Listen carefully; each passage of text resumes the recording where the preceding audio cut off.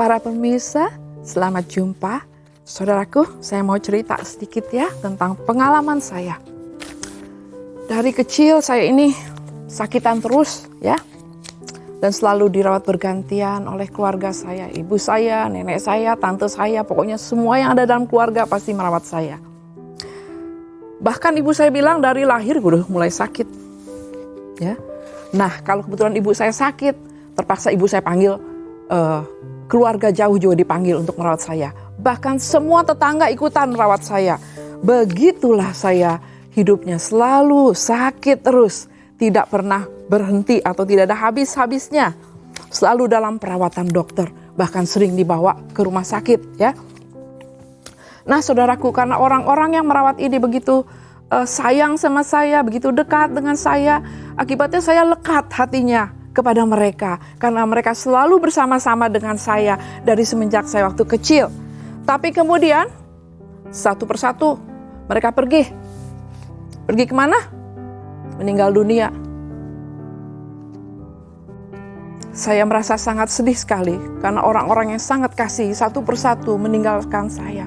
Nenek saya, tante-tante saya, tetangga saya, semua yang mengasihi saya meninggalkan saya.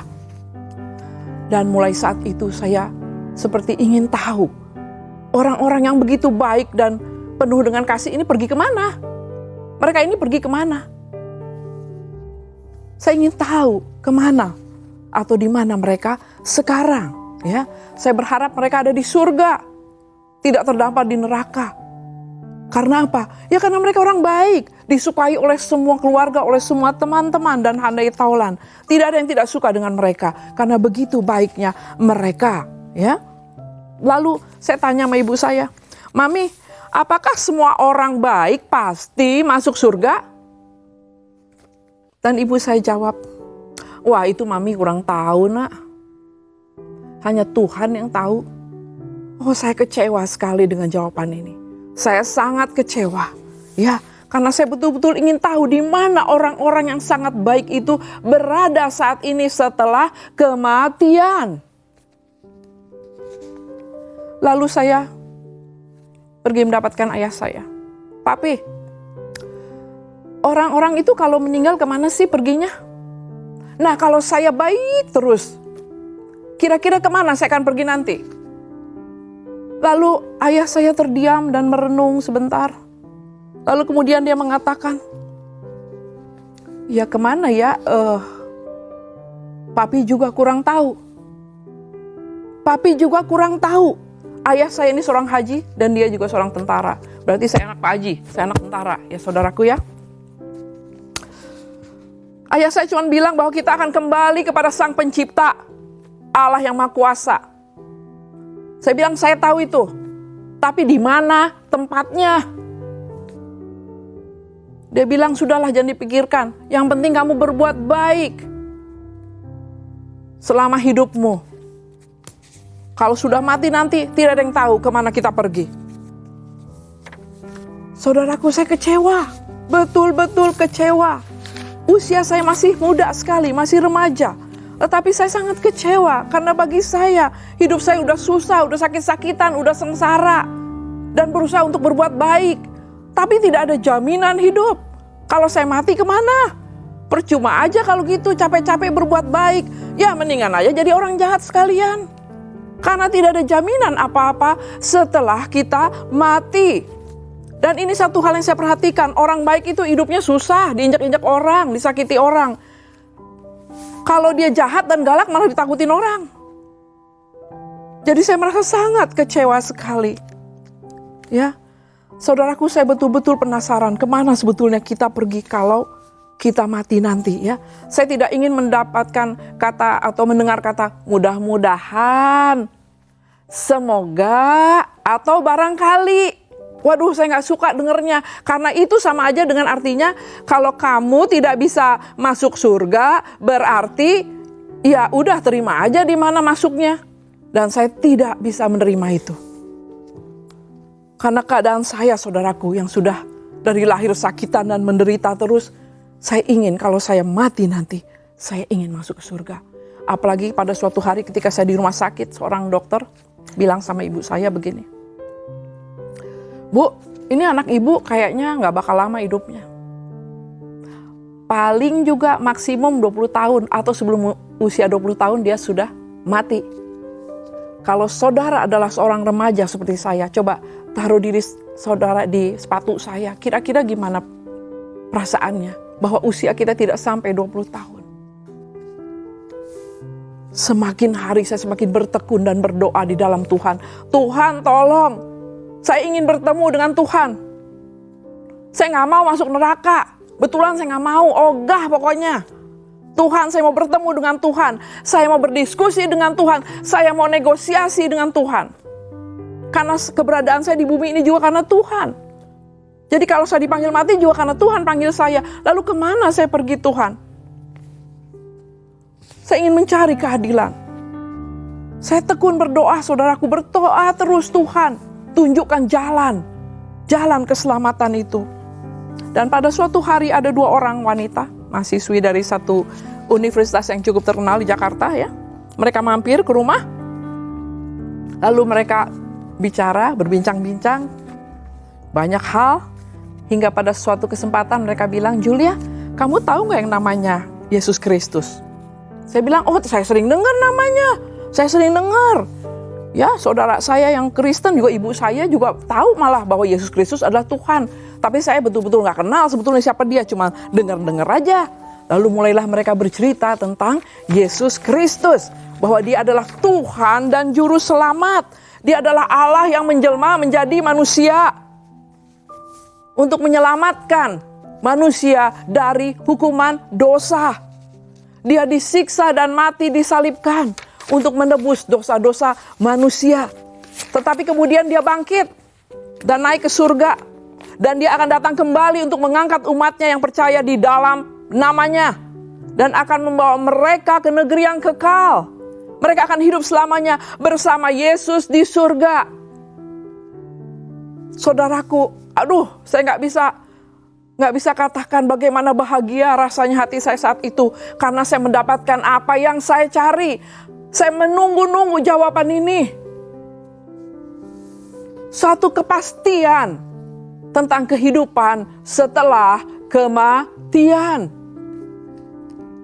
Jujur saja saya takut mati. Saya tahu saya sakitan dan bakal mati cepat. Tapi saya takut mati karena tidak tahu kemana saya pergi kalau saya sudah mati.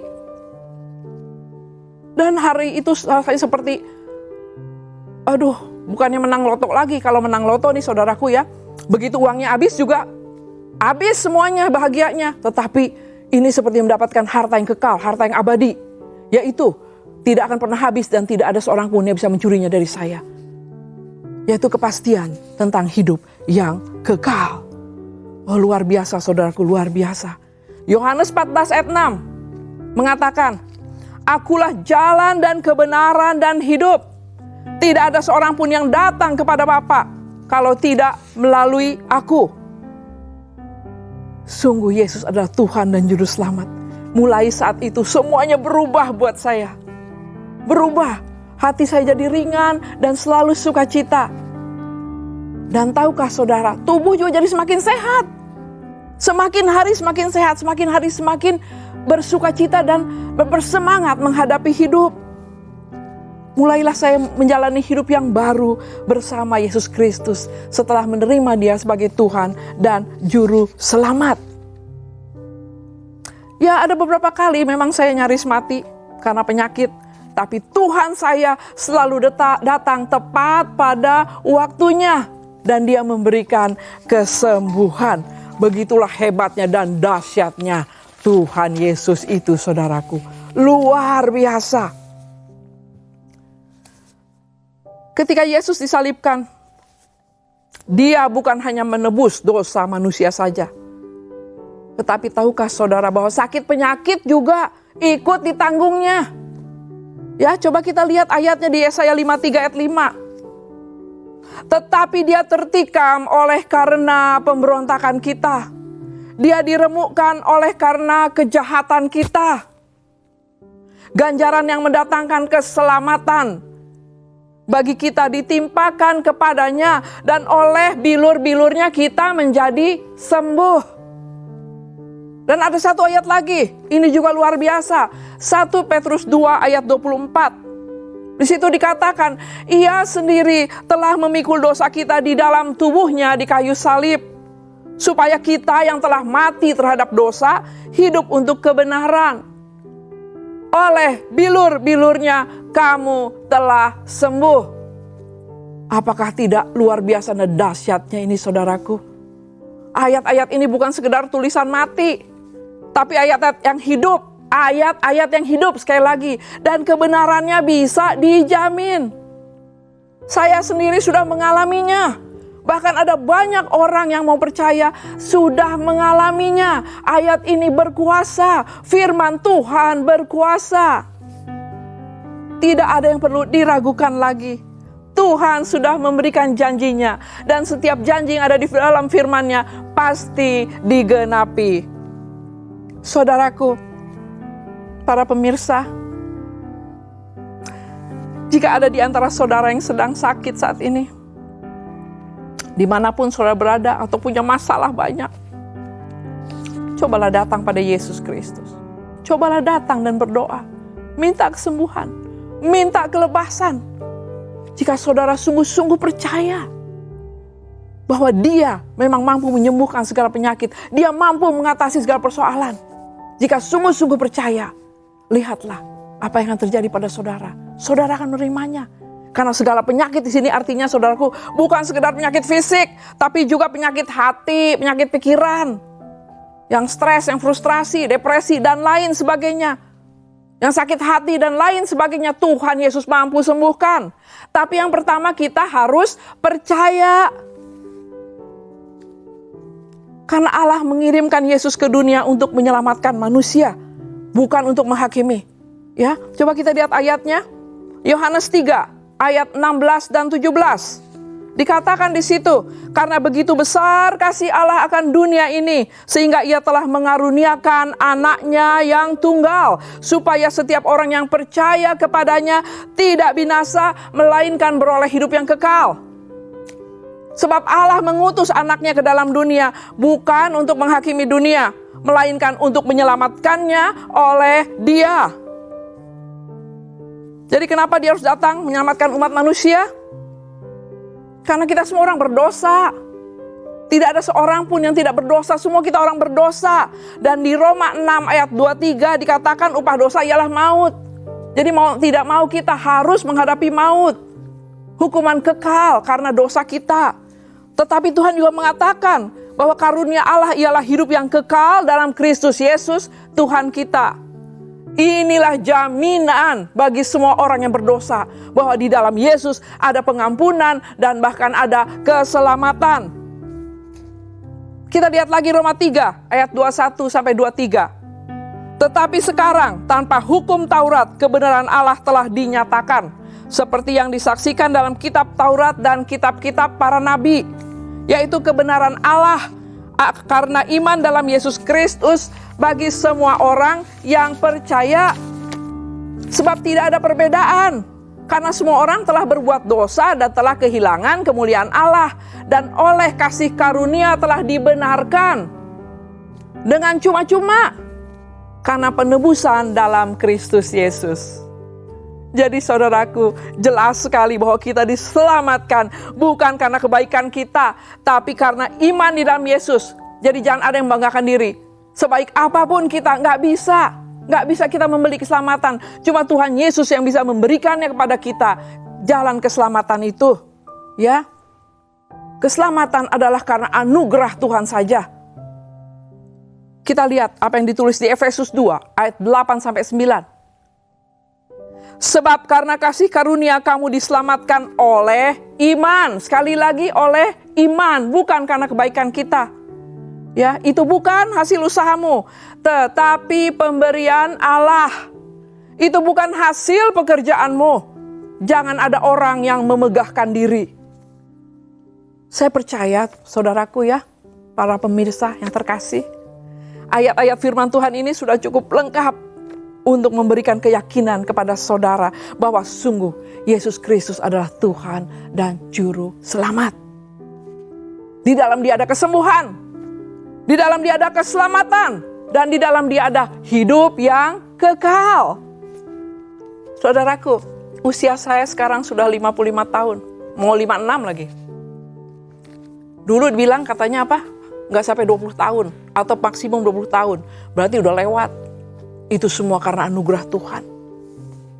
Saya juga pernah kena sakit kanker. Dokter semua vonis bilang 7 hari umurnya pasti mati. Karena kankernya tidak bisa diobati dengan kemoterapi. Karena terlalu ganas. Tapi sekali lagi, Tuhan saya datang tepat pada waktunya dan menyelamatkan saya. Saya diberikan kesembuhan. Itu sudah belasan tahun yang lalu. Saudaraku, tidak ada yang bisa saya banggakan, tidak ada. Ya, kalau saya masih hidup sampai saat ini, bahkan bicara di tempat ini, karena anugerah Tuhan saja. Karena anugerah saya disembuhkan, karena anugerah Tuhan, saya bisa memberitakan kesaksian bagaimana pengalaman hidup saya yang diselamatkan oleh Tuhan Yesus, bahkan disembuhkan, bahkan dipulihkan dari segala keadaan. Sekali lagi saudaraku, bukan hanya jalan keselamatan saja yang Yesus Kristus janjikan kepada kita ya. Bukan cuma keselamatan, tapi kesembuhan. Sekali lagi, kesembuhan dari segala penyakit, baik penyakit fisik, hati ataupun pikiran, dan pemulihan dari segala keadaan. Tuhan Yesus bisa lakukan segala sesuatu. Bagi Dia tidak ada satupun yang mustahil. Nah sekarang saudaraku, persoalan apa yang sedang saudara hadapi? Sakit penyakit yang bagaimana beratnya yang sedang saudara rasakan saat ini? Musibah seberat apa yang sedang dihadapi saat ini? Maukah saudara percaya kepada Tuhan Yesus? Karena Dialah satu-satunya jalan dan keselamatan. Hanya Dia yang mampu menolong saudara. Seperti sudah saya katakan tadi di Yohanes 14 ayat 6. Akulah jalan, keselamatan, dan hidup. Tidak ada seorang pun yang datang kepada Bapa kalau tidak melalui aku. Itu Tuhan Yesus katakan. Jelas. Maukah saudara datang dan membawa semua persoalan saudara, sakit penyakit saudara dan keadaan apapun yang saudara alami saat ini kepada Yesus sekarang? Karena Tuhan Yesus selalu menunggu, dan Dia memang terus setia menunggu sampai saudara datang kepadanya. Karena Dia sangat rindu untuk menyelamatkan saudara. Dia sangat rindu untuk menyembuhkan saudara. Dia sangat rindu untuk memulihkan keadaan saudara. Maukah saudara datang kepadanya sekarang? Maukah saudara? Maukah saudara berdoa bersama dengan saya? Mari kita berdoa. Tuhan Yesus, terima kasih karena kasih-Mu yang begitu besar kepada kami. Engkau telah rela mati di kayu salib demi menanggung dosa-dosa kami, sehingga kami semua diselamatkan. Kami mengucap syukur karena Engkau pun telah bangkit dan naik ke surga, sehingga kami pun beroleh jaminan keselamatan dan hidup yang kekal di surga. Sungguh Engkau adalah Tuhan dan Juru Selamat kami, satu-satunya jalan kepada Bapa, satu-satunya jalan kehidupan setelah kematian. Terima kasih untuk pengampunan yang Kau beri. Terima kasih untuk kesembuhan dari segala sakit penyakit kami. Terima kasih untuk pemulihan sehingga kami merasakan damai sejahtera-Mu di dalam menjalani hidup ini. Terima kasih Tuhan. Terima kasih. Di dalam nama Yesus kami berdoa. Amin.